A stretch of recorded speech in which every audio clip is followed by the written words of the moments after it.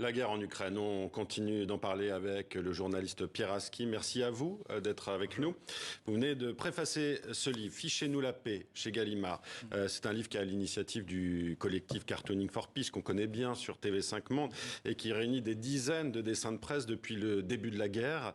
D'abord, Pierre Aski, je voudrais une réaction de votre part à ces mots de Vladimir Poutine, à ce discours où il a exprimé encore une fois son dégoût de la décadence occidentale, c'est comme ça qu'il la nomme, et sa haine, encore une fois, des personnes LGBTQI+. Oui, tout à fait. Ça fait partie, hélas, des termes de la propagande russe depuis très longtemps, bien avant le début de cette guerre.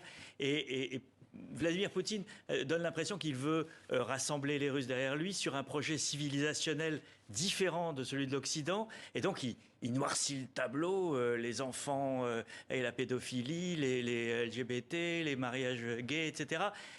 On a une vision apocalyptique de ce qui se passe de l'autre côté, donc du côté occidental, pour ressouder la population derrière son président, mais derrière aussi l'Église orthodoxe, puisque Poutine apocalyptique d'un point de vue chrétien orthodoxe, soyons clairs. Oui, absolument. Voilà. Et c'est un des piliers du pouvoir de Poutine, ça a été de s'appuyer notamment sur le patriarche Kirill, qui est le patriarche orthodoxe. Et on sait que c'est un enjeu énorme, puisqu'il y a eu un schisme avec l'Église d'Ukraine. Donc il y a à travers ces mots aussi des choses qui résonnent très fortement dans la population à travers ce message religieux. Et le risque, et beaucoup d'experts alertent là-dessus, justement, pour en finir avec cette guerre, il ne faudrait pas en faire une guerre civilisationnelle. Et pourtant, on voit Vladimir Poutine s'engouffrer justement dans cette stratégie.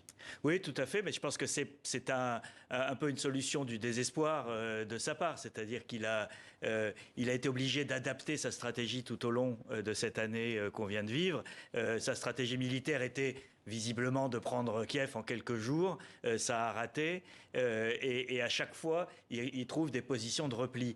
Mais de fait, là, on retrouve quand même les fondamentaux de sa pensée depuis des années. Et ce côté civilisationnel, c'est effectivement un piège terrible. Et je pense que nous, de notre côté de la barrière, nous ne devons surtout pas tomber dans ce piège-là. Fichez-nous la paix, donc c'est ce que dit le titre de ce livre qui réunit 120 dessins de presse et que vous avez préfacé. Croyez-vous qu'au Kremlin, on réfléchisse à arrêter cette guerre? On espère que Vladimir Poutine, peut-être, via notre antenne, verra ces dessins. Et le désespoir aussi, et l'intelligence de ces dessinateurs. Ce qui est intéressant dans ces dessins, c'est qu'ils viennent du monde entier, et pas simplement de France, d'Allemagne ou des États-Unis ou d'Ukraine. Il y a aussi des dessins ukrainiens, etc.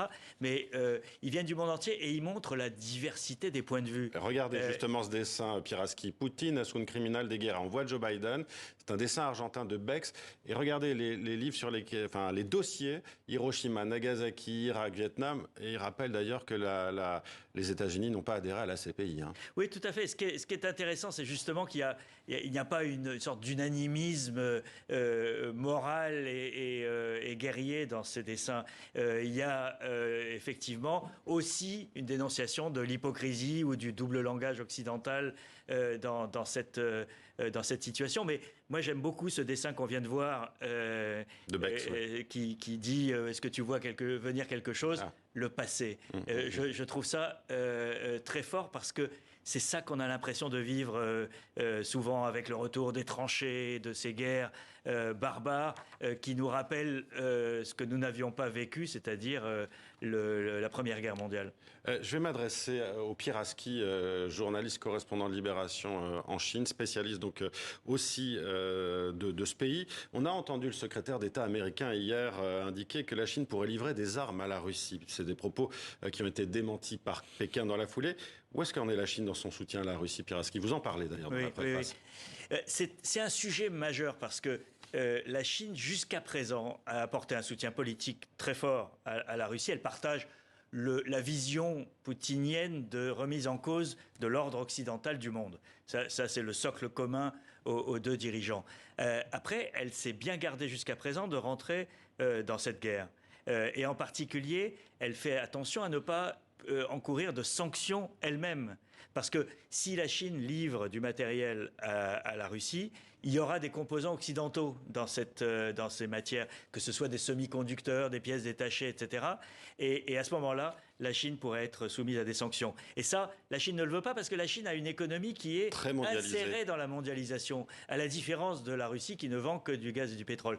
Donc, moi, j'étais surpris par l'accusation de Blinken. Il reste à voir si elle se vérifie ou pas, mais ça serait un tournant. Merci Pierre Aski pour cette analyse. Et Fichez-nous la paix, c'est donc en vente à 22 € et les droits d'auteur sont versés aux dessinateurs. Et c'est chez Gallimard. Merci d'avoir été avec nous.